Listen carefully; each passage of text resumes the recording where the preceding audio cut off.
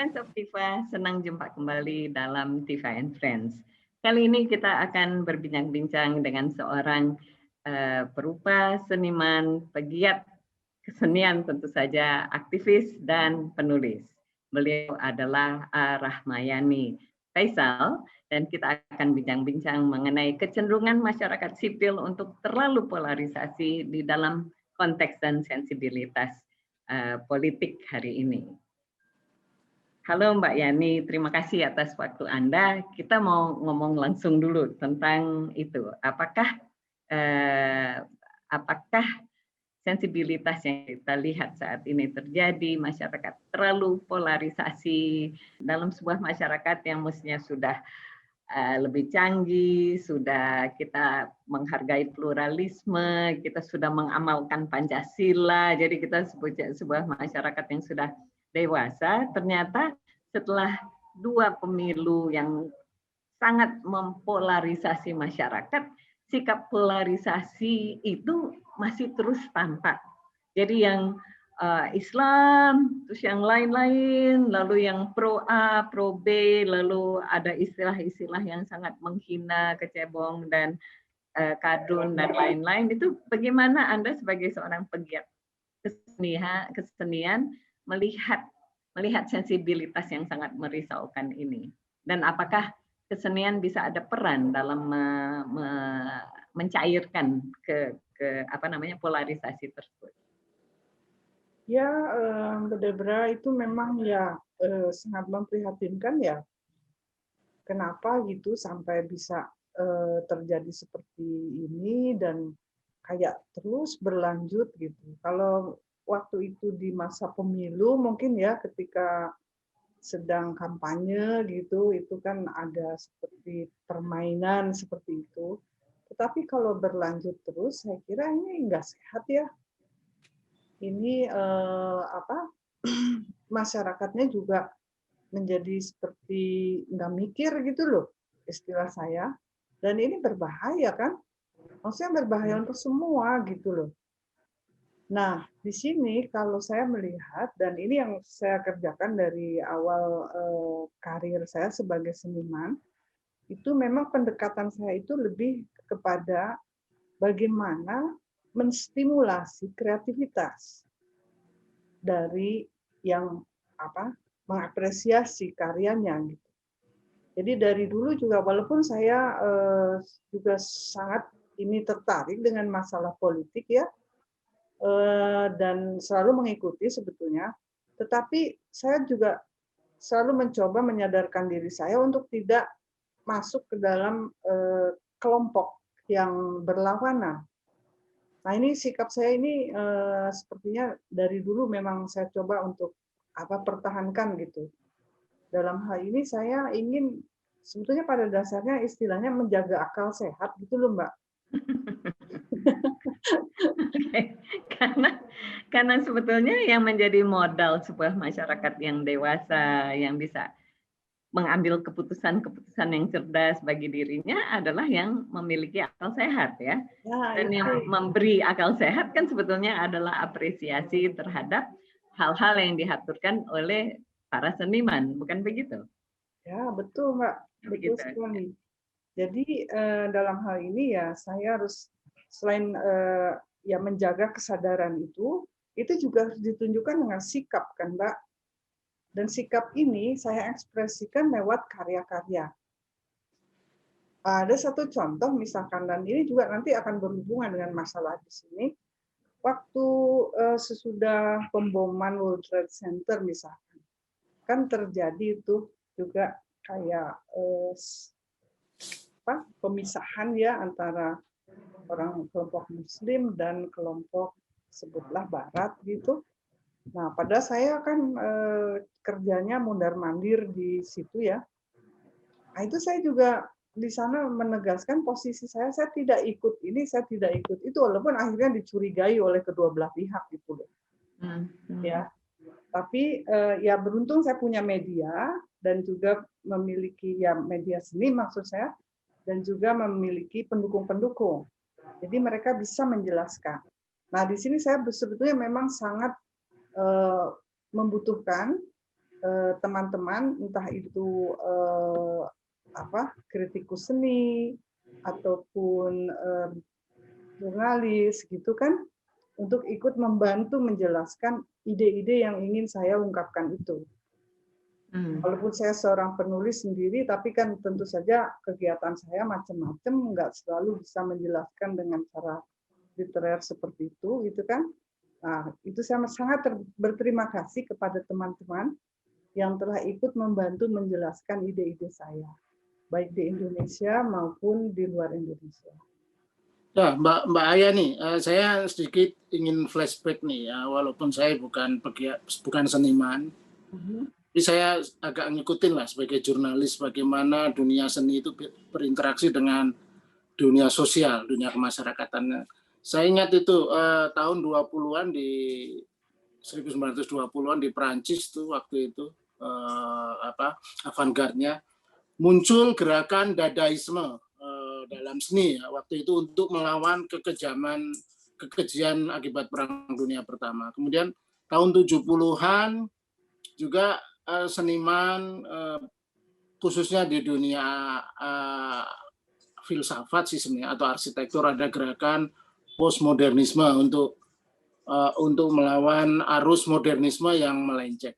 Nah, oke, dalam konteks Indonesia ini seperti tadi disinggung oleh Mbak Debra kan polarisasi masyarakat ini akibat sosial misalnya karena kecenderungan konservatifisme agama yang akhir-akhir ini ramai lagi, misalnya contoh apa itu miras sekarang ini. Jadi negara Indonesia ini masih bingung untuk ngatur orang boleh minum alkohol atau tidak, itu aneh banget kan. Kemudian juga tadi disinggung soal politik yang polarisasi yang sering disebut dengan tribalisme. Nah, mungkin sebagai studi kasus, kalau Mbak Ayani sebagai seniman, bagaimana memotret situasi ini? Mungkin dalam beberapa contoh yang pernah Anda buat. Saya pernah menyaksikan video Anda waktu itu terkait terorisme ya, kalau nggak salah peledakan bom di Bali atau semacam itu. Anda membuat satu performance, apa itu istilahnya ya, tarian atau performing art dengan memakai baju kebaya tetapi membawa bedil. Nah, mungkin Anda ada gagasan atau ada rencana untuk membuat pertunjukan semacam itu untuk merespon situasi sosial politik kekinian? Oh ya, pastilah. Saya sebetulnya kan kemarin juga di Bali kan saya membuat karya juga dengan teman-teman dari komunitas Sanggar Paripurna. Itu komunitas seniman tradisional, tapi mereka sangat terbuka juga dengan ide-ide baru gitu. Kita bikin karya performance bersama. Itu namanya proyek Bendera Nusantara. Nah, ini untuk namanya proyek apa? Bendera Nusantara. Oh ya, oke. Nah, gitu. Jadi ini untuk mengekspresikan gagasan tentang keberagaman, penghargaan kepada setiap budaya, gitu kan? Nah, ini karena tadi seperti disinggung Mas Lukas bahwa ya persoalan sebutlah kecenderungan untuk menjadi keras gitu, kelompok mayoritas yang Muslim kok makin hari sepertinya makin menjadi gitu ya. Nah, ini saya juga ya tentu saja prihatin, walaupun saya ini juga sebetulnya anak seorang kiai gitu, almarhum ayahku. Tetapi ya saya tidak pernah diajarkan untuk percaya dengan kekerasan, misalkan dengan ajaran-ajaran yang menganggap yang bukan Muslim salah gitu, enggak tuh ya. Jadi itu nampaknya sekarang kan menjadi isu yang penting ya, yang harus diangkat, karena kalau enggak ini bisa makin parah dan makin parah. Itu ngeri saya. Kalau saya kan memang saya banyak terlibat mengangkat isu dalam hubungannya dengan garis keras ini, tapi juga garis kerasnya bukan hanya garis keras Islam, tapi juga garis keras ini neoliberal juga.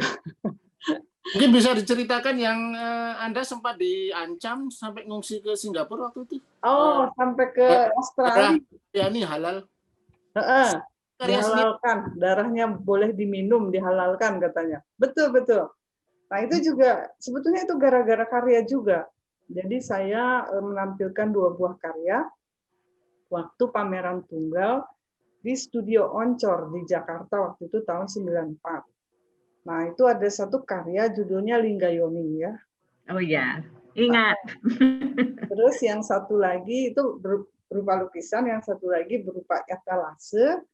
Berupa etalase. Judulnya etalase itu instalasi bentuknya, formatnya. Nah, sebetulnya saya ingin mengangkat di sana juga isu misalkan dengan Linggayoni itu tentang keberagaman juga dengan menggali akar budaya Nusantara ini gitu. Yang saya memang pelajari lama dari awal tahun 80-an saya sudah mempelajari apa ini akar budaya nenek moyangku ini gitu. Ya, karena ya menariklah untuk saya. Itu kan ternyata misalnya, dan ini bisa disaksikan peninggalannya misalkan seperti di Candi Borobudur dan candi-candi lainnya, itu waktu itu terutama ya periode itu kan menariknya tuh sangat pluralistik. Jadi karakter budayanya menjadi sinkretis ya, karena semua dirangkul gitu, semua diterima. Jadi ini sangat manusiawi dan sangat adil ya. Nah, ini pencapaian luar biasa yang saya kira sekarang orang Indonesia kayak banyak yang lupa. Padahal ini penting untuk dipahami gitu, akar budaya ini.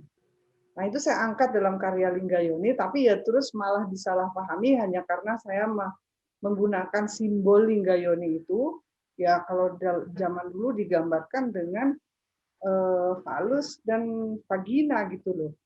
Karena itu juga ada makna di sana yang ingin disampaikan. Bukan hanya mau seperti provokatif gitu, enggak. Nah, terus sudah gitu saya menuliskan Arab gundul, Arab pegon atau Jawi namanya gitu kan sebagai contoh bagaimana ketika Islam dia terima di sini itu terus enggak niru jadi kayak budaya Arab gitu. Tapi diadaptasikan dengan budaya sebelumnya yang di sini yang sebelah yang tadi yang saya katakan sinkretis, animisme, Hinduisme, Buddhisme, itu semuanya dirangkul. Lalu ketika Islam masuk pun, ya oke, boleh gitu. Tapi ini dipertemukan, gitu kan? Nah, untuk saya ini luar biasa gitu kan. Pertama ya karena ini istilahnya berkembang peradaban itu di sini dan itu pencapaian yang luhur gitu kan. Tapi juga saya menyadari bahwa di dalam sistem global hari ini, di mana semua orang katakanlah dipaksa oleh sistem untuk ketemu ya. Nah, sebetulnya sistem ini atau strategi budaya mungkin Pak boleh pakai istilah itu ya. Ini dibutuhkan hari ini gitu. Supaya orang bisa saling menghargai satu sama lain dan nggak terus curiga, apalagi membenci, lalu nanti dimanipulasi oleh politisi, maaf ya politisi, dan juga perusahaan besar gitu kan. Ya ini kan ada faktanya ya, saya ngomong nggak ngarang. Tapi Mbak, kembali lagi. Jadi tahun 94 darahmu sudah dikatakan halal. Tahun 94. Hanya karena menampilkan lingga dan yoni. Itu Hari ini apa yang terjadi? Andaikan seorang Arah Mayani menampilkan sebuah lukisan atau sebuah instalasi yang menampilkan falus dan vagina. Gini, lagi halal, Anda dibom kali. Gini Mbak, sebetulnya 2 tahun yang lalu, ini waktu itu saya agak deg-degan. Karya ini kembali ke Indonesia, Mbak. Karya ini sempat saya jual di Thailand, karena waktu itu mau pulang ke sini tahun 98 kan ada itu krisis keuangan itu kan. Aku nggak bisa tahan di Thailand mau pulang. Itu Thailand itu sesudah Australia. Nanti yang aku larinya ke Australia, tapi nanti akhirnya nyasar ke Thailand. Nah, terus pulang ke sini kan nggak mau nyusahkan orang, jadi aku jual karyaku di sana. Nah, tapi tahun 2018 itu aku diundang pameran tunggal di Museum Macan itu loh di Jakarta. Nah, ternyata si Aaron Sito direkturnya dan waktu itu jadi kurator pameranku juga, diam-diam menemukan karya itu dan lalu membawa pulang ke sini dan dikoleksi sama Museum Macan akhirnya. Saya aja kaget waktu itu karena dia waktu itu, kamu mau lihat Ninggayoni nggak? Aku bilang, Aaron, don't tease me, it's hurting me gitu kan karena aduh sedih banget gitu. Karyanya hilang gitu kan dijual. Ternyata nggak ada. Nah, jadi waktu itu kan dipamerkan di pameran tunggalku. Nah, aku agak deg-degan, Aaron, ini mungkin bisa bahaya. Nggak apa-apa ya, nih kita udah siap katanya. Karena ada penjaga dan sebagainya. Tapi ya saya yang deg-degan, toh nanti gimana kalau terulang lagi? Benar-benar nanti darahnya diminum, ya ampun gitu. Tapi Ternyata saya sempat tuh berapa hari nongkrong melihat reaksi penonton. Jadi nyamarlah di situ, saya juga nggak bilang saya senimannya, nyamar aja kayak penonton. Terus saya lihat reaksinya. Ternyata ada dua macam. Satu ya orang datang gitu jalan kaki ngelihat karena memang itu dipajang sengaja dari jauh tuh udah kelihatan gitu. Orang datang tuh ada satu modelnya adalah ketika mendekat dia terus langsung gini kayak buang muka gitu terus pergi gitu loh. Nah itu satu kecenderungannya. Yang kedua itu tahu-taunya dia melihat lama atau kalau ada temennya terus diskusi. Tapi pendek cerita, saya terus lega karena ternyata nggak ada lagi yang menghalalkan darahku untuk diminum. Nah, jadi karya ini udah pulang nih Mbak ke sini. Ada sekarang. Nah, terus kemarin kan sekarang gara-gara wabah itu jadi dipamerkannya online kan, koleksinya itu kan di Museum Macan. Terus Aaron bilang lagi nih, ya nih katanya, there's a good news, berita bagus sekali katanya. Kenapa? Itu karya kamu itu paling banyak dilihat orang katanya dibanding karya-karya lain. Dan positif katanya, nggak ada yang melihatnya secara negatif gitu. Itu sampai kan bisa didata ya karena online gitu. Kemarin itu sampai 37.000 orang yang lihat dan bertanya. Ini apa, minta penjelasan gitu. Waduh, aku lega juga. Itu Mbak.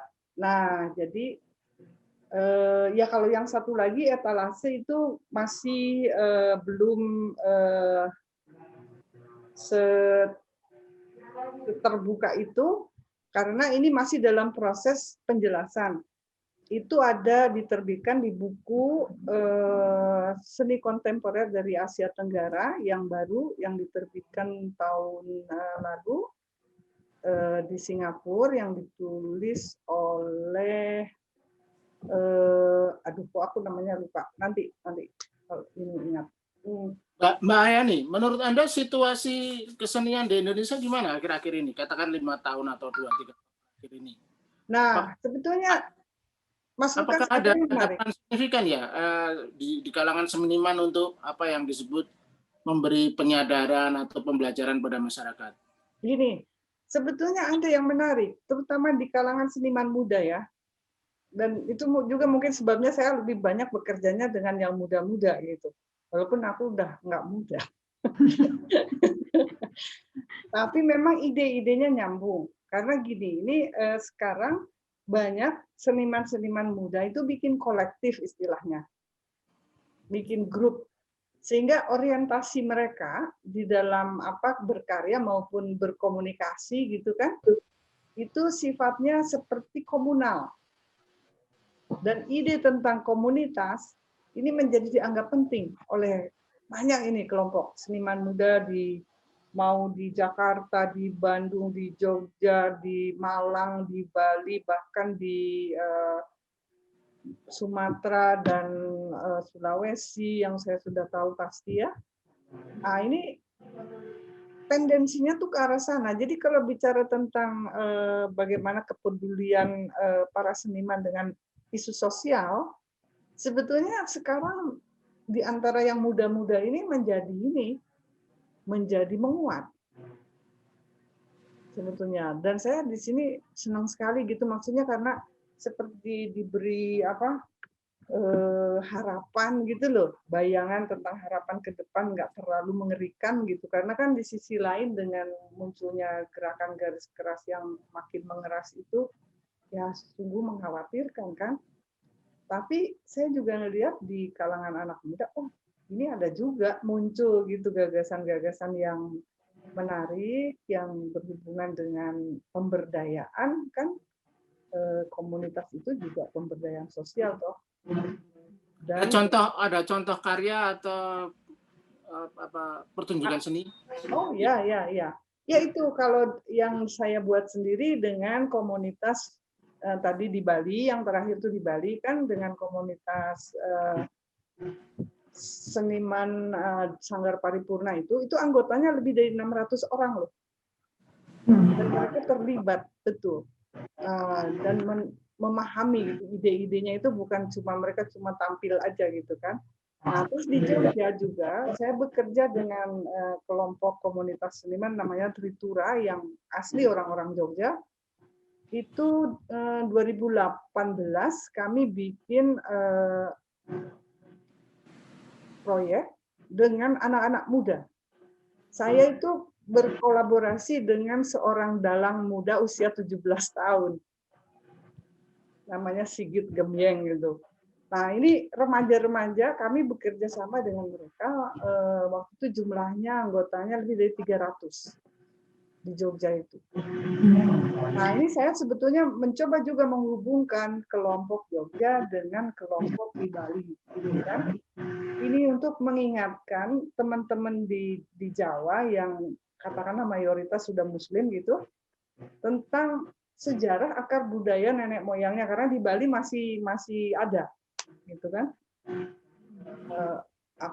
pengetahuan itu.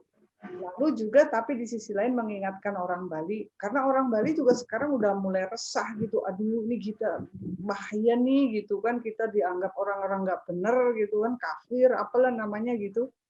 Nah, saya ingin juga dengan komunikasi ini meyakinkan mereka bahwa nggak semua orang Muslim di Jawa tuh kayak gitu loh. Nyatanya saya dengan teman-teman ini mau bekerja sama. Terus kita juga bikin ini loh, kegiatan konkret tani organik untuk masalah lingkungan. Jadi komunitas-komunitas seni itu bisa semacam dalam tanda kutip mobilisasi untuk isu-isu sosial juga dong ya? Sangat mungkin. Jadi misalkan ini kan tani organik ini sebetulnya respon untuk sekarang pandemi ini, ya kan? Bagaimana kalau kita mengalami nanti krisis pangan? Kita langsung merespon, coba kita bikin sekarang ini strategi untuk supaya kalau memang ini nanti ada masalah, kita udah punya solusi alternatifnya gitu loh. Nah, terus juga dengan manajemen sampah, ya kan, limbah plastik, lalu recycling, ini kami kerjakan loh di Jogja dan di Bali terutama. Ada juga sih yang di Jawa Timur, itu dengan komunitas Bali. Nah, ini juga udah lumayan, udah jalan beberapa tahun, walaupun tidak seaktif seperti di Jogja dan di Bali. Mbak Yani, kan Anda ngomong sekarang tentang pandemi. Kita lihat bahwa cara masyarakat menikmati pesan-pesan yang disampaikan oleh para seniman sudah berubah. Karena kita tidak boleh berkumpul, tidak boleh berkerumun, kita harus menjaga jarak, pakai masker, dan tidak boleh saling bersentuhan. Dan pola-pola itu kan ternyata menguntungkan bagi perupa, karena kemudian pameran bisa panjang, bisa lebih dari 3 hari, bisa 6 minggu, 2 bulan. Hadirin tidak usah datang ke Macan dan ke Galeri Cemara, ke Galeri Nasional, tapi bisa melihat di layar laptopnya dan komputernya. Apakah menurut Mbak Yani kemudian kesadaran sensibilitas untuk mencairkan polarisasi di dalam masyarakat bisa terlaksana dalam kondisi yang lebih memungkinkan ini? Kan kita lihat bahwa sebetulnya tahun 94 darahmu halal, mungkin masyarakat masih sangat tertutup pikirannya. Apakah ada titik cerah bahwa sekarang kita menjadi masyarakat yang lebih bisa menerima pesan-pesan yang berbeda dari yang biasanya kita telan dan kita kunyah-kunyah itu? Ya Mbak, kalau dari ini mungkin ada hubungan juga dengan pengalaman saya Mbak. Sebetulnya kalau saya pikir mungkin kita harus mencari strategi tadi inovatif dan kreatif gitu. Misalkan gini, sebetulnya kan kita nggak mesti langsung harus mengangkat isu yang seakan-akan konfrontatif gitulah. Itu memang satu strategi, bisa juga kalau situasi memang menuntut ke arah sana. Tetapi kita juga bisa mengembangkan strategi alternatifnya, ya kan? Yang menurut saya ini juga akan dari pengalamanku ini membawa orang untuk bisa jadi bersatu, bahkan yang tadinya katakanlah bermusuhan gitu, akhirnya bisa jadi satu kerjasama, Mbak. Yaitu fokusnya isu lingkungan hidup. Karena masalah ini dialami semua orang sekarang. Dan banyak orang merasa terancam, Mbak. Dengan masalah ini, nggak pandang itu agamanya apa, nggak pandang itu budayanya apa, nyatanya memang banyak orang merasa terancam dengan masalah lingkungan hidup sekarang ini. Ya, nah ini pengalaman saya di Tibet, kerja di Tibet itu bisa menjadi contoh karena ya Tibet dan Cina itu kan seperti secara politis, aduh itu lebih serem lagi Mbak. Itu sampai banyak biksuni bakar diri untuk protes gitu. Lebih dari 150 orang udah sekarang. Nah, tetapi dengan pendekatan yang alternatif dan inovatif ini dan fokus di masalah lingkungan hidup, akhirnya yang terjadi mereka bisa bekerja sama, Mbak.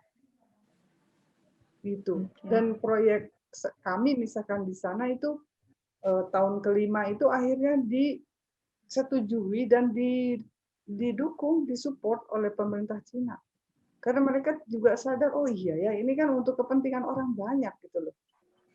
Bukan hanya kelompok tertentu. Pertanyaan terakhir dari saya, kalau pemerintah Cina mensupport senimannya, bagaimana pemerintah Indonesia? Apakah mensupport seniman Indonesia? Aduh, ini pertanyaan menarik. Nah, ini $6 billion question dari Mas Lukas.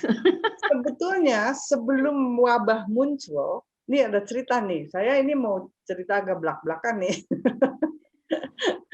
Sebelum munculnya wabah, itu sebetulnya ada program ya untuk mendukung para seniman, bahkan seniman-seniman alternatif seperti performer. Performer itu kan sulit itu jualan karyanya ya. Boleh dibilang nggak bisa performer hidup dari hasil jualan karya gitu ya. Nah, itu sempat dikumpulkan, diundang, lalu nanti ada program yang disebut nanti, nah ini yang anehnya ini, seniman itu nanti harus punya sertifikat. Nah, kayak tanah dong ya? Kayak tanah. Terus ini nanti seniman-seniman yang udah jadi ini nanti dipekerjakan sebagai asesor istilahnya kan, yang mengetes gitu loh, ini layak nggak nih dapat sertifikat gitu loh, seniman A, seniman B itu. Nah, saya salah satu orang yang terang-terangan menentang itu. Saya tidak setuju, gitu kan. Nah, jadi rupanya juga ini mungkin kecurigaan saya, tapi juga ada bukti-buktinya. Ini sebetulnya salah satu cara dari penguasa untuk mengendalikan kelompok kreatif ini supaya ya tahu sendirilah, supaya berpihak lah, ya kan? Itu terjadi loh.